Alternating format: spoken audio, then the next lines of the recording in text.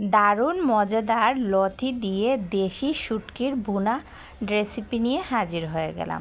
তো আসসালামু আলাইকুম, কে কোথা থেকে আমার রেসিপি দেখছেন সবাইকে স্বাগতম।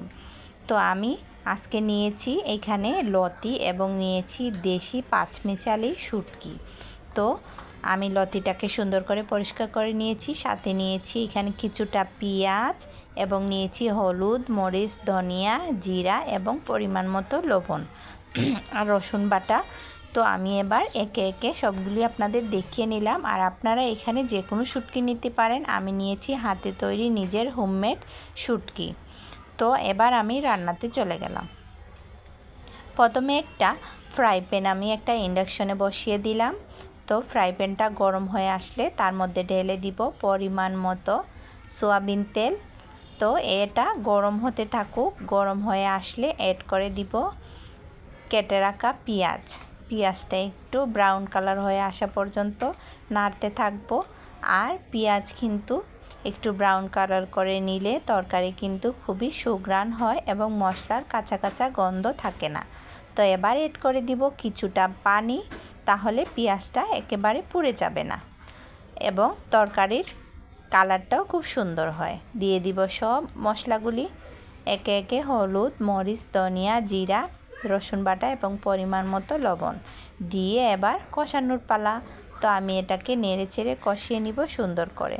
তো আপনারা যদি আমার ভিডিও দেখে থাকেন আর আপনাদের যদি ভালো লাগে, please like, comment, share and subscribe করে পাশে থাকা বেল বাটনে টিপ দিয়ে আমার সাথে থাকবেন। তাহলে নিত্য নতুন ভিডিও আপনারা পেয়ে যাবেন। আর আমি অতি সাধারণ ভিডিও আপনাদের সামনে নিয়ে আসার চেষ্টা করি, যাতে সবাই এই রেসিপিগুলি ট্রাই করতে পারে। তো আমি এবার দেখুন মশলাটা খুব সুন্দর কষানো হয়ে গেছে। আমি কিন্তু একটু আর পানি দিইনি, মশলাটা বেশ ভাজা ভাজা করে নিয়েছি। এবার এড করে দিব শুটকি। তো এটা তো আমি বললাম এখানে আছে বেলে মাছ, এখানে টাকি মাছ, শোল মাছ, সব ধরনের মিক্স শুটকি। আপনারা চাইলে লটিয়া শুটকি বা এখানে ছুরি শুটকি বা যে কোনো শুটকি দিতে পারেন, এটা আপনাদের ইচ্ছা।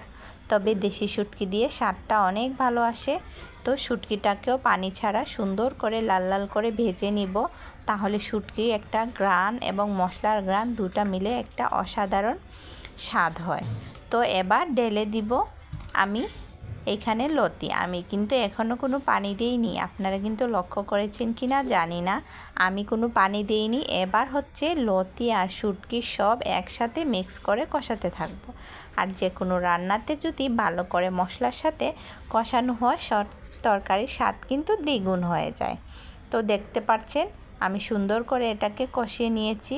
এবার এড করে দিব অল্প কিছুটা পানি, কারণ লতিতে কিন্তু বেশি পানি দিতে হয় না, কারণ লতি কিন্তু একটু শুকনা শুকনা খেতে বেশ ভালো লাগে। তো আমি এটাকে সুন্দর করে পানি দিয়ে নেড়ে ছেড়ে একটু ঢেকে রেখে দিব। লতিটা একটু নরম হবে এবং মশলার সাথে সব ঢুকে যাবে।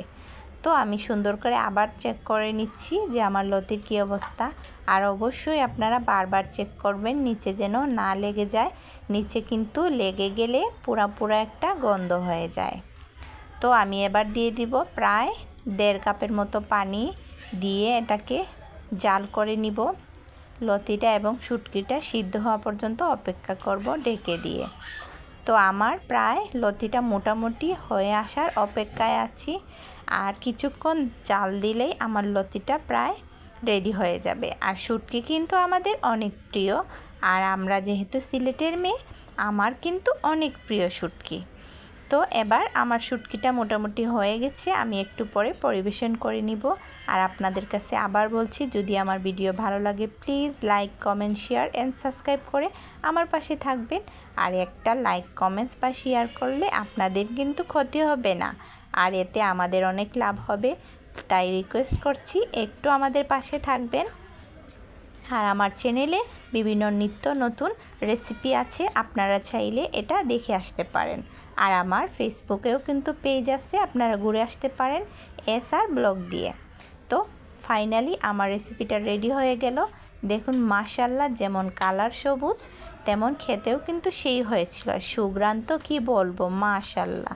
তো আপনাদের কাছে যদি ভালো লাগে একটু অন্যকে দিয়ে দিবেন। শেয়ার করে দিবেন, তাহলে অন্যকে দেখার সুযোগও হয়ে যাবে। তো আজ আর কথা বাড়াবো না, আজকের মতো চলে যাব। আমার জন্য দোয়া করবেন, আর যদি ভালো লাগে একদিন তৈরি করে বাসায় খাবেন। আসসালামু আলাইকুম।